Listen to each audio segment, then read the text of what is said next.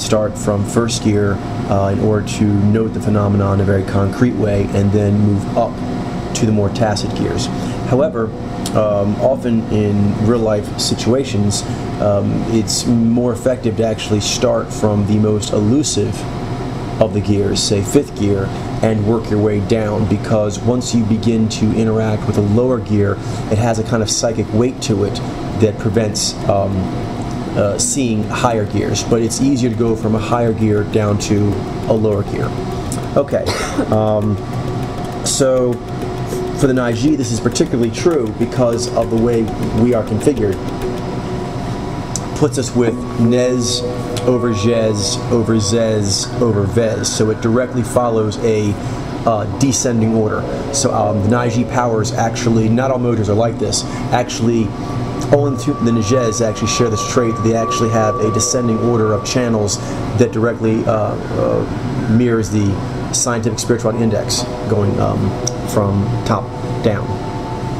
So what this means is that Gear 5 and the higher gears in general will be more comfortable for the Naiji, and they will have great powers there. However, the Naiji is got a unique configuration that makes it ideally suited for reading Mojo, because Naiji are basically psychological hunters, modern day wizards, if you will.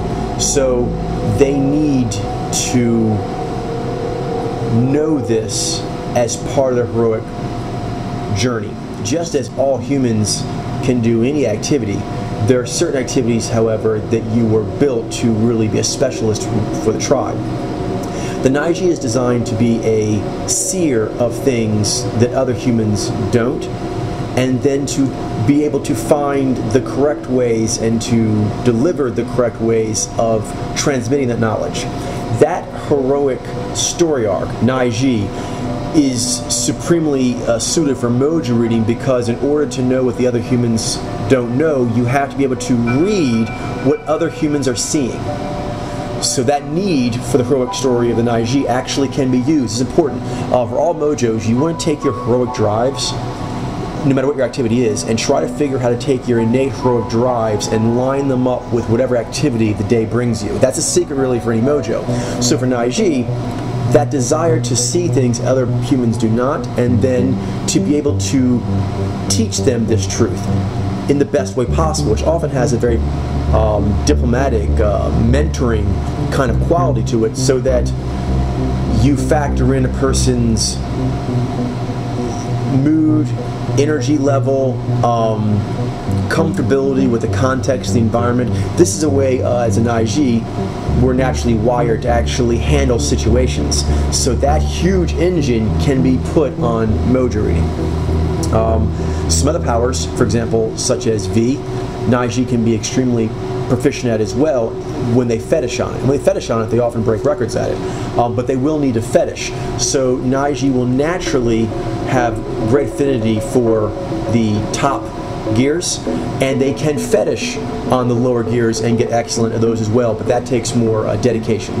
Okay, so let's start with the top gear, and what we're going to do is we're going to explain that you basically have a autonomous engine.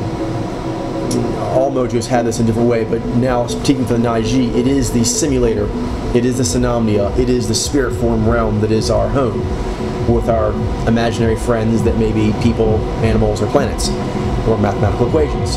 So from that point of view, we can unleash that power. And when you unleash that power as a Mojo, it gives you superhuman abilities to do anything. In this case, it's going to allow you to read at a far greater level than other people, even other Naiji who aren't doing this process. So the other thing is, though, you are releasing a tremendous amount of rather autonomous energy. It's your energies. It's the high intelligences of your subconscious and unconscious and so forth. But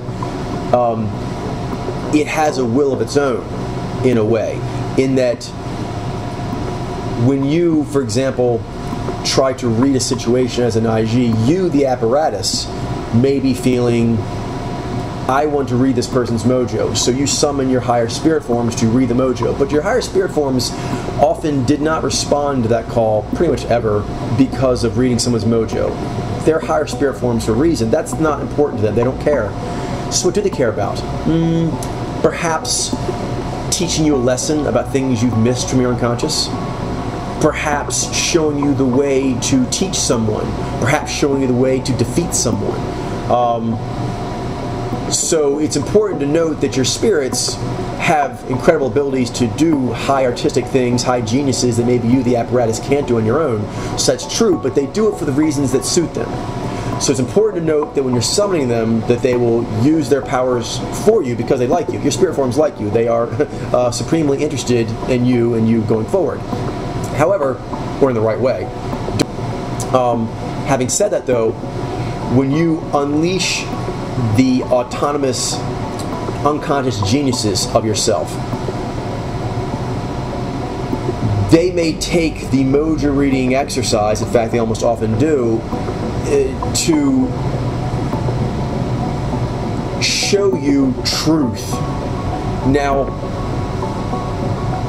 for them, the higher truth may be you don't like this person, or you do like this person, or you're feeling nervous, or something's off. These are things that may be fifth gear, your spirit's trying to tell you, and A, they're not overly concerned at this moment with figuring out a person's cognitive configuration. They don't really care at that point. And it's important not to force them because your spirits, your phenomena, your simulator, whatever you want to call it, these things are smarter than you, wiser than you. What makes an IG wise is they have spirits that are wiser than them. They learn from those spirits, that simulator, and then they take that knowledge outward. And then people are like, wow, you're so smart. Where'd you learn that? Imaginary friends. Okay, so that brings in the power and the danger, the pro and the con, which we'll do with each of these gears. So for the Naiji, fifth gear is very, very strong and is very easy. Having Nai as our source power makes operating at this level make more sense, which is how are we being hit and what does that mean? So at this point, an IG could use this for actually doing missions, for knowing whether or not to be nice to a person or not. Make sure you don't let your desire to be a awesome mojo reader preempt the Nai. So that's actually your G wanting to be known as a stud. Or actually even Zai a bit there to make sure that actually in the Z ranking that you rank well, like you have a high mojo reading percentage. Get rid of that thought. That thought for you should not come up until third gear. So at this point, your psyche is actually telling you how you should feel about them. And that you can use regardless of what their mojo is. You can actually add, for example, this is a friend of mine or this is a foe of mine, and then go from there. Let the spirits teach you the way they want. So the strength is, as an IG, you've got really awesome people inside your psyche to help teach you what you're seeing. You can just stare and they will teach you. But you have to understand that when it comes out at first, it'll be raw, what they give you, and you need to let it percolate. Give it time to actually flush out. Don't try and make it something. Don't try and force it to be a configuration, because your spirits may want to show you other things. And if you truncate it, they will not give you all the goodies that they're going to give you. But also, being an IG, you have to understand this. Nai is your native language. They want to give you the big truth, which is often not the person's configuration. It's something much bigger than that, often with social alchemy, development, their spirit forming, their horography, things of that nature. And then you go down to the actual nuts and bolts math of that. But actually being an IG, this is crucial, your spirits want to teach you in story form. So pay attention to how you feel as a heroic character watching the other person. And your spirits, as nice as you know this, when they don't know what to do, you kind of go inside yourself and kind of see what your psyche says is the right thing. And when you feel that the psyche has told you the right thing is nice, you usually feel pretty good about that. So use that process, that natural conversational process for fifth gear of, what's going on here? Why don't I like them? Why do I like them? Why am I bored? Why do I find them interesting? Those are kind of four I usually do right off the bat is, why do I like them or not like them, and why do I find them interesting or boring? And right then, but this key, usually if you have strong spirit forming, which most Naiji do, your spirits are going to start kind of giving you like a tapestry of this creature's life, giving you maybe vignettes in your mind. Maybe your other will come to you and give you sort of like a kaleidoscope of different visions of what this person's life might be like before they came to be where you're seeing them right now, and where they're going. Like when they leave this cafe, where are they going? What are they going to do? Are they happy? Why? And it's important not to try and bring in math, configuration, because that's the Zez channel. And so you have to hold off on that, because this is actually the process that allows Naiji to have the most talent at getting to specific configurations. It's because they get the stories. If you get the story, you get the spirit forms. You get the spirit forms, you get all the alchemy of their life and their bubble. And if you get that, you know their character. And then you can start going down to the nuts and bolts of why they're doing that. And it is important to know what their configuration is. But the first thing is trajectory. Where are they going and why? That's Nai. Ji. Is that a heroic trajectory or an unheroic trajectory? Do I want to stop that, or do I want to help that? These are all decided for Naiji, especially in secret agent mode, before denoting the person's configuration. A new person comes in the room, they start saying stuff, the alchemy of the room changes, not in a good way, and you see they're moving the environment in a bad way. I need to move to stop it. I might even note, I think they're using Ji. We're starting to tickle at other gears there, but the real thing would be they're moving the people. They're making the people move in a bad way. A Naiji can operate on that information before getting the configuration, and that's key. And if you don't know that, it'll throw off the configuration read, like third gear, for example. And that's important because a lot of people have a hard time with that, because not having Nai and Ji, they don't actually detach and note what's the story going on here. And because they don't do that, the attachments of the story that are unknown, they throw off your lens's read. So as an Naiji, this is a huge perk they have as having Nai over Ji. That combination, you don't want to actually lose the momentum of that, see the section of momentum, by going right to things like Zez and Vez, which is trying to win some competition of can I read something or not, and then getting very, very locked into the details of trying to confirm whether or not you actually got it right for a quiz. No, let the story play. Let the story play. That's crucial. Because then you'll see the person's life has moved them this way or moved them that way. And once you have, not unlike a targeteer adjusting the sight of their weapon, once they realize what the windage is, you kind of need to find the windage of their story. Oh, they don't like being here at this job. That can be noted as a Naiji, and you should, if you want to be a great Naiji, before you think about the Mojo. The first thing is, are they weak or strong? Are they happy or sad? Are they friend or foe? Are they tired or are they feeling up? So those assessments, once you make them, you know them going into the configuration read. Because otherwise, every human has these things on them that shape them, that sculpt them. And so if you go right into the sculpture and don't pay attention to what sculpted it, you're missing the big picture. And you'll often be off because, for example, let's say an adaptive romantic has been sculpted by their upbringing, by their job, their schooling, in order to want to be very professional. This has become a guiding light or principle. Maybe light's not the right word, but a guiding principle in their life is that is something one needs to do. That's important. Okay, this is crucial. Many Mojos can actually come to that conclusion that are not, for example, having Z and Vi. The world has taught them that. You need to know the story first, because if you see a story of someone, you can then see, oh, That's what they're trying to do, and actually they're struggling a bit to do that. As opposed to you just go in and go, it feels like I'm getting a lot of Z mojo. That can be easy to do because Z or Vi or Ji or Jai, any of the discernments, but even the perception powers in their own way, but definitely discern powers, they hit you, they impact you, or they don't move in the ways that you think they should. So when that happens, that throws you off and makes you want to categorize them by what hit you. That's crucial. If you know the story, you will know how you are being hit. That's how it works. Once you look at a person's story, there's no way to see any mojo on TV, in any commercial, in any interview, in the street, behind the cash register, a millionaire with a hot girlfriend, with no significant other, big family, no family. It doesn't matter. It means something to you. There's a mathematical relativity to that and you. So once you know the story of it, you can see how your story is being affected by that and relates to it.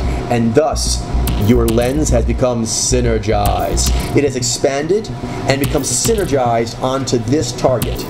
So you now know all the factors going on. The factors of this person's life and the factors of your life as how do you feel about that. For example, if you had a poor upbringing, you cannot look at a poor person or maybe a rich person and not be thrown by that. So you have to go in, this is a story of a rich person who did this and did that. My story has been the story of a poor person who did this and did that. That's relevant. And so as an IG, we really good operate at that supremely high level of noting it really is a reading of a story, theirs and yours. And then you go down from there. Okay. The con, if it isn't already kind of implied, is that the story can carry you away. So the trick is to see the story, but have a bit of a voyeuristic detachment to it. So you can sort of ask yourself questions. Is it this? Is it that?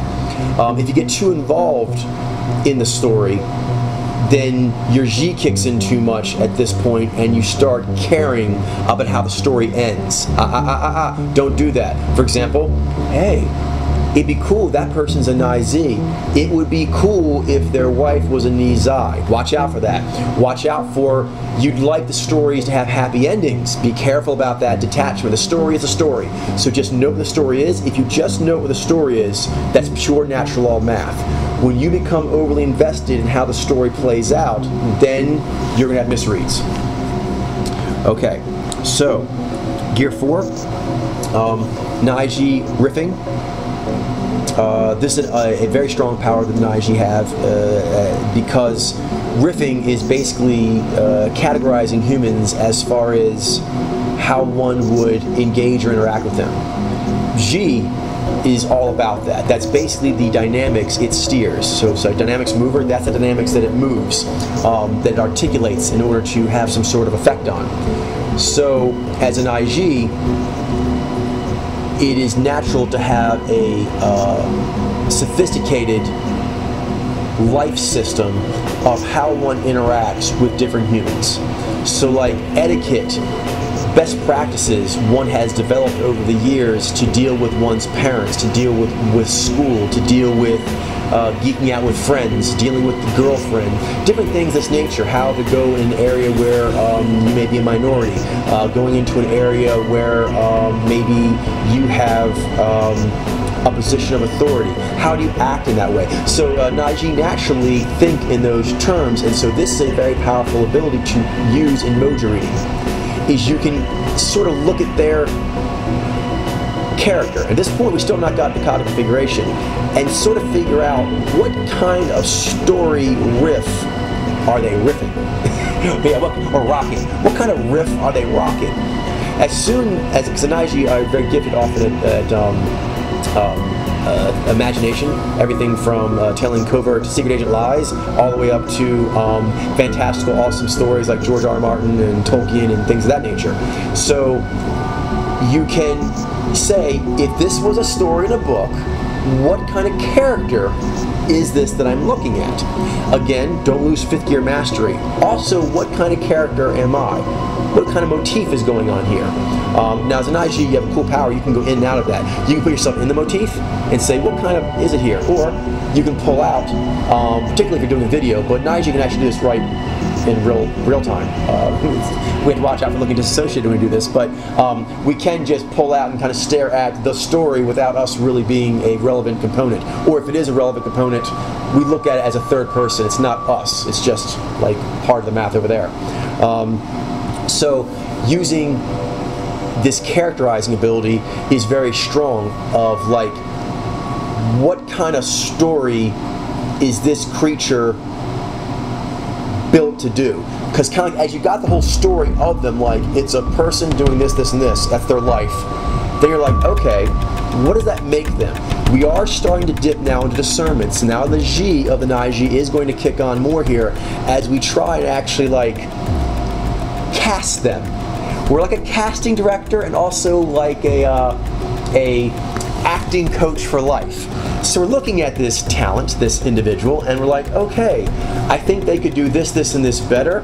I think maybe they are good for these kinds of roles. I think maybe they could expand their range in these ways and in this way. So treating them as a human talent. Naiji are very good at this, and they tend to use it in their forms of leadership. HR tends to be a stronger aspect of Naiji leadership, is knowing how to choose and groom people, and also how to deal with disputes, mediation, things of that nature. So, in fourth gear, imagine you are negotiating or you are mentoring. As a Naiji, it is natural to think, I think this student, this opponent, this ally, is sort of this kind of character like I've met before. And this is true. This does not take away from a person's individuality. But it does note that like, this, and this is where you are starting to get the configuration, but don't go for it, but this is why it's starting to come to you, is this such and such person, which happens to be an IZ, you don't know that, actually reminds me of another person who also happens to be an IZ. Just you know, the psyche is built to do this, and the Naiji psyche has the two powers, Nai and G, which are specifically kind of designed to get like labeled riffing of that person would have been good in this movie. For example, Naiji tend to enjoy movies, or at least the process of like productions and choosing talent and who did what and did they rise to the occasion, etc. So most Naiji, for example, they watch a movie, often will be like, ooh, that person was well chosen for that role. Ooh, they had really good chemistry with that other person, they both were well chosen. But when the other person came on the scene, it lessened the scene. They weren't right for that character, and then the motif didn't work out. Naiji naturally, oh yeah, that makes sense. Just like when energy changes. Like you notice like, oh, our friends are like this energy until this friend X shows up. When friend X or Y, actually going to be guy dude actually, shows up, the energy changes a certain way. Naiji are built to notice that. So you can use that powerful engine that you have of how do I categorize and best use this human resource. So that will give you riffing. The con, because it's a very, very powerful engine. The con, again, has to do a lot with the G, the flex factor, and not letting your emotionality get you carried away. Is that when you riff that a person is, oh, they're like such and such, it's important that that be given the proper G dynamics contextualizing. So you know mathematically something of what you would do with this, but do not put on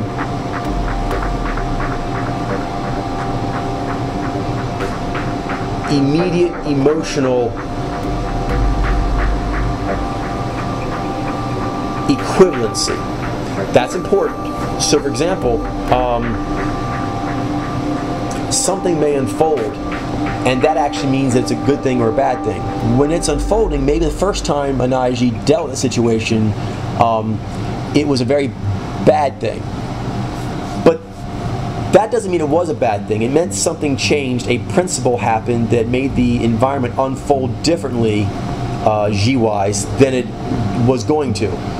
So now, in the second instance, a phenomenon in the G dynamics is unfolding, including Jai, how it's doing, well or not well, and noting, it's that principle in play again.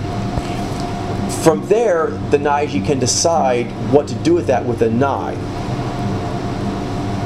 without the impassioned reaction associated with the first event. And that doesn't mean that you cannot be impassioned, but that comes second. First, the Nai must decide, what is it that I'm dealing with? The Ji will say, I think it's similar to this, in a impassioned voice, and it's Nai's job to go, I think you're right. I think there is some relevancy, not equivalency.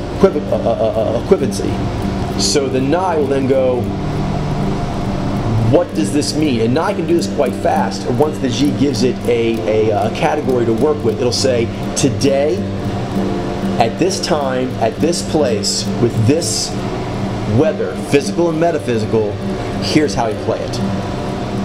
So get enough emotionality to get the riff, then detach from the emotionality and decide what to do with it, which may mean go right back into being impassioned, but make sure you have the detachment, at least period. By the way, you'll see in Secret Agent movies, Naiji can actually do that in a blink of an eye, literally. They take that in, they feel energy coming into them, like I'm reacting to this, and they go into the Nai, why am I reacting, what does that mean, and come right back out. That could be a flick, and then boom, they make the right play, but they take that little time out there. However, you do need to attach, because if you don't attach, you won't get riffing. Riffing comes from Naiji attaching to the story. Just not too much. Gear 3, this is Zai Diagnostics. This is usually for Naiji how we get the configuration. When you think about what would I do with this creature, how would I hurt them? Once you riff them and you're like, okay, how do I stop them? How do I help them? Then usually you'll start to be given visions or sensations or impressions of what you would do, how you would deal with a creature like this in all its complexity. That has a very mathematical quality. You can almost feel like they're saying I would use this and this. They're saying watch out for the dangerousness of their cunning. So you can actually use those Zai cues of how to be, and it can be heroically so, but heroically tactical, diplomatically tactical. As the tactical application comes in, it almost kind of tells you what powers you would need to use and why, and what powers they use and what to look out for. Because you're kind of like breaking down the fighter's game. The Zai of the Naiji tends to be well developed often, and it is not polar, so actually it can work relatively well as an offside power at really fine-tuning a sort of schematics breakdown of individuals as far as how they play their game, almost like breaking them down into RPG specs. And so Naiji naturally do that with their Zai, break people down into these kind of heroic RPG specs. And when Naiji do this, if they're aware of Mojo reading and how it works, it's very easy for the Zai to take that and put the specs in cognitive configuration terms. So once you actually connect RPG hero specs for a real-life person with cognitive configuration development, that will be a very, very powerful ability for the Naiji. Bad side is as you activate your Zai, not a bad side, something to watch out for, is Zai is very, very competitive. Now, being competitive is good for Naiji in that they will push themselves to study more than other people will, study more diligently, more fanatically, and that's a good part about that competitiveness and the hardcoreness that Zai brings to their arsenal. Downside is you want to watch out for that in the actual activity of Mojo reading. That's not an activity to try to prove how hardcore you are, because then you start to shake and you start to strain yourself and it throws your readings off.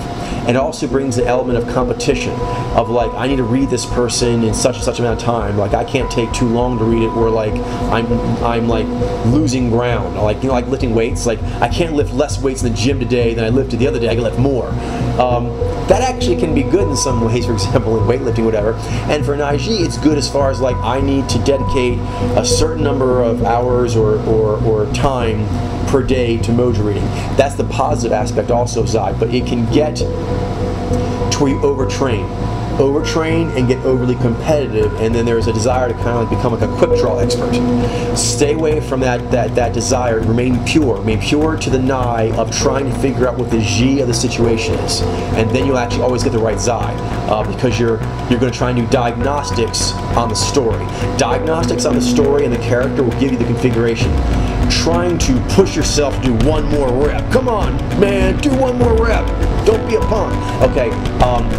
It's not a good idea to bring in the don't be a punk thing on Mojo reading. Mojo reading is an art form, and once you actually feel that you cannot render, as they say, good form, you should stop. Certain activities are activities that you must always have good form while you're doing them. So the Zai should actually be used to actually protect your apparatus, protect your instrument. Tell people when you can read and when you cannot. Noting, like a marksman, what's the windage like today? How tired am I? How far away is the target? And deciding if you feel you want to spend your energy on that, and if so, how fatigued you're getting. And then once you realize, okay, either I'm not interested in this target, or I am feeling fatigued, then you say, I need to stop, because it would actually compromise the perfection of my reads. So that's it. Make sure you put perfection over competition. Okay. Because the perfection of this will actually tell you to continue to detach and look for more information. Yeah, let the nai to the Ji say when the Zai case is closed. Don't force case. Zai will have a tendency to want to close the case off. Even though it's adaptive power, because it's attached to our nai, its job is basically to go, yeah, I check things over and stamp of logical approval, that is closed. So make sure the Zai stays waiting for absolutely as long as it needs to, and don't push it to do otherwise. Next, gear 2 is the looking at the energy fields. Here you're getting more into the concrete style of doing things, and for an IG, this is where you're going to want to keep using all your powers, because you always want to go nai to Ji to Zai, but you'll want to also now bring in some V. So some V will heavily be brought in with the Zai now in order to read energy fields, because energy fields such as yang gesturing and yin gesturing for adaptive directive, and hooded eyes and unhooded eyes, these are sort of broad design related physical phenomena, and so at this point the V can pick that up fairly easily, especially when it's connected to the Zai. So the upside is Naiji can do this. They can actually have an incredible artistic eye, a golden ear, as they say in the music industry, but they have a fetish. So a Naiji have to force themselves to actually just start reading all the time and develop as much as possible an appreciation. So sometimes when Naiji is tired, they can actually stop, turn off their third gear, and not worry about trying to actually get the configuration, but still do second and first gear, and actually just drink things in, just drink them in. And when Naiji drinks in enough stuff, their unconscious will start to develop a rapport with it, a language will develop. So if Naiji does enough music, they do enough photography, they do enough painting, or if they simply look at enough, they just become a connoisseur of it. Their psyche will give them a very elevated artistic palette. So that artistic palette can start to be brought in here as far as that. So the downside is that for an IG, like I said, there's a fetishing quality, so you have to make sure that you do fetish. But like all fetishing has a more sort of defensive or overly aggressive nature. Either way, but it's either can be a little overly defensive or overly aggressive. So for directives, their modulation powers tend to be a little overly defensive. So they have to watch out for it because it has a fetishy nature, as we mentioned.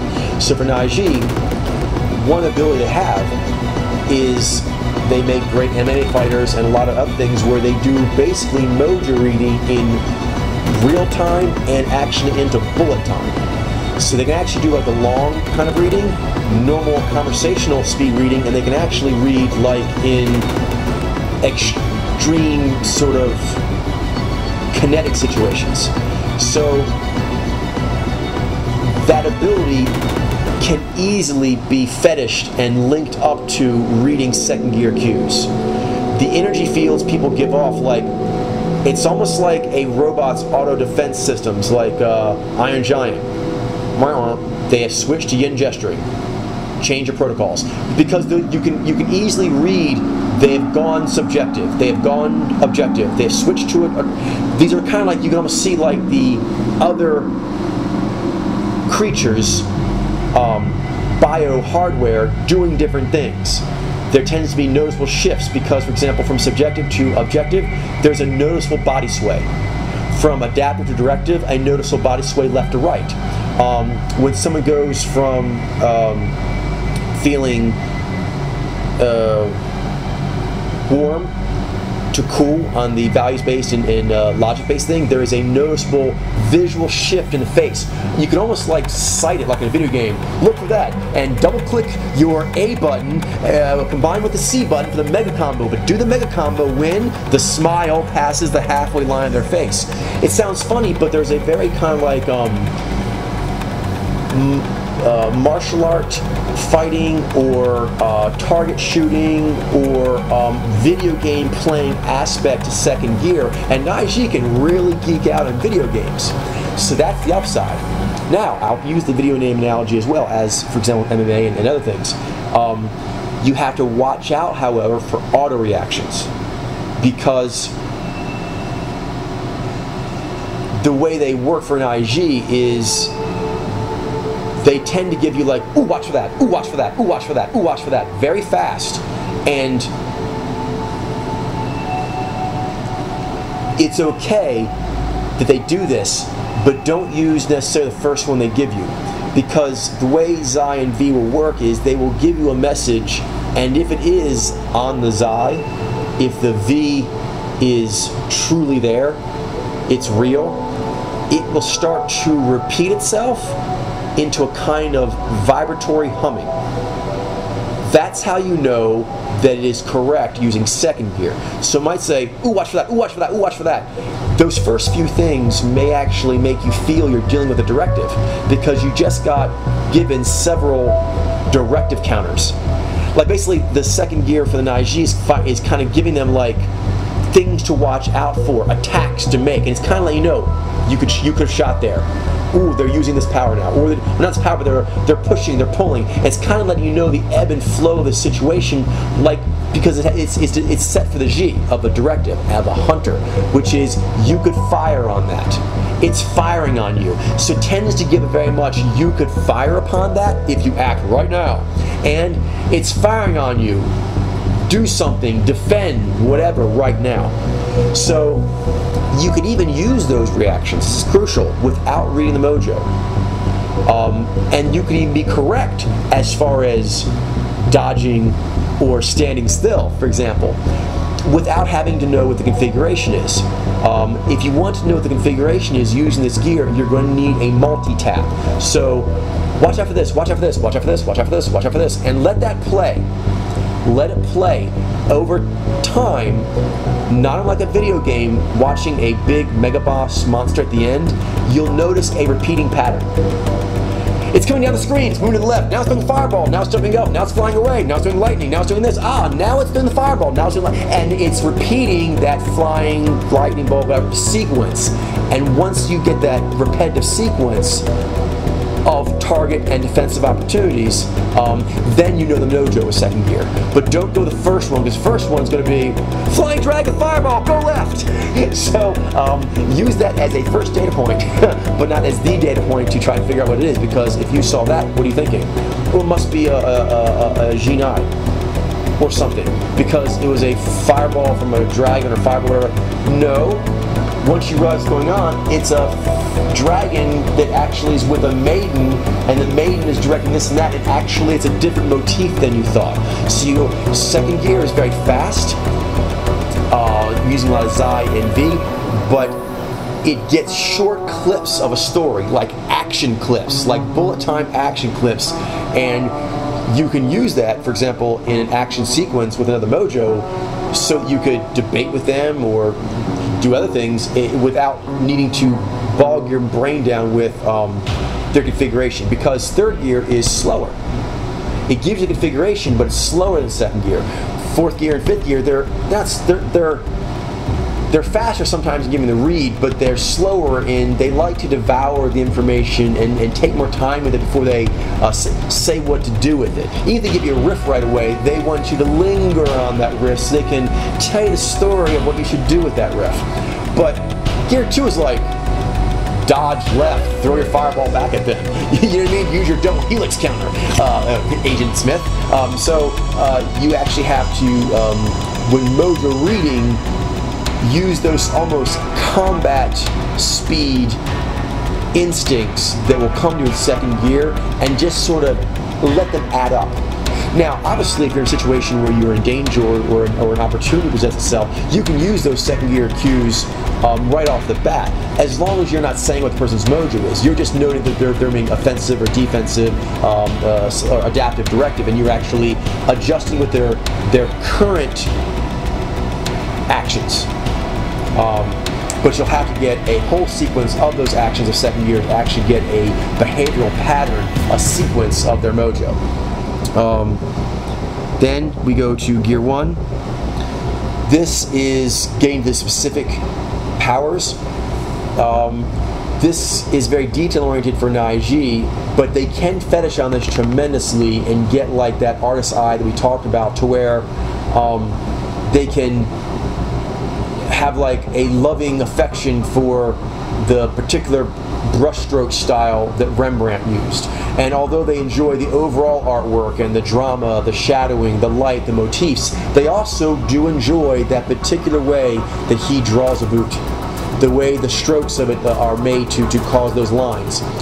So Naiji can use that to take particular pleasure, often, for example, Naiji with their other, to take particular pleasure in the way a Zhai mouth looks on Adaptive Romantic. So obviously you enjoy the overall picture of that, but then there is the fine nuance of, not only do we like the overall character, I really like the knee eyes. I like when they perk up. I like when the Zhai mouth does that Zhai thing. That's first gear. And Naiji can get very connoisseur about, ooh, that was a really cool one. You know, like basically being almost a collector of expressions and tiny little things, and noting that that's like, ooh, that was a rare one, or that was a really cool one, almost like collecting baseball cards, but of different little physiological cues, all the way down to the little really distinct, cute, idiosyncratic ones. So that can actually be very cool for Naiji, is to really try and break down, as an artist would, what separates two different artists, in this case say same Mojo, or works of art that are very, very similar but different. Naiji can really get off on the Nai, big picture, G down to Zai of, this was an amazing work of art, and so is this one. These are two amazing works of art done in an amazing period of time, using a collections of new technologies that made them truly wonderful and cutting edge, yada yada yada. So at this point, it's actually talking about how they're mainly similar. Nai, for example, is showing that big picture connections, G riffing, but then they can get into, but look here, Look how they use the turquoise with the alabaster. You don't see any turquoise or alabaster on this one, do you? You know why? Because in that region of the country, they didn't have that. They used amber. So notice down here, all the dragons have amber eyes. And these little things, in this context, there's no Niger on the details, but when it gets to art that they have fetished on, art that they tensei on, they do really get off probably more than anyone else on this planet on, like, making love to the work of art. And so that desire can be very much used for Naiji to get excellent at first gear as well. Downside is the Zai has sort of like a countermeasures quality to it that is very cool, but it's kind of designed for like battle mode, or at least defensive mode, like woo, go into defensive maneuvers, or tactical calibrations, which for us is a modulation. Same thing, and so we can kind of get like carried away with that. The V can be hypnotic. Once we actually enjoy that so much, we have to watch out for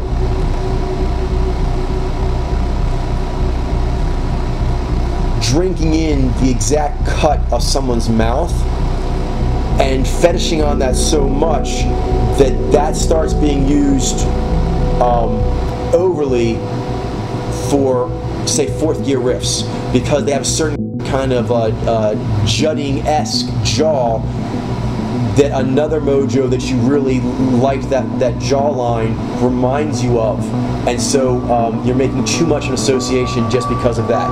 But it should be noted, Naiji's V is extremely well designed to go with the G riffing, to actually be able to go into finer and finer detail and nuance, almost to where like you can smell the differences. Like from a distance, it feels that much, so you can almost like, the way like a Naiji expert art verifier can come in almost instantly tell you, no, that's not a Rembrandt. And like, many of the people look at and analyze and couldn't see that. That's a combination of the picture nigh, seeing if it overall fit, combined with V. Is it detailed like that master artist details things? And so Naiji can actually do that, like, ooh, big picture, and a detail that is only constellated in that design. But they have to watch out for like, it's sort of like falling into sweet love with certain specific features. Usually Naiji that do this tend to be Naiji who are more V'd up. For example, who overly care about shallow qualities in themselves and other people. When they have their V fetishing, that shallowness can carry over the Mojo reading. But Naiji who are not shallow and their V is mainly something dedicated in like an artistic nature, then you're going to get all the pro and none of the con.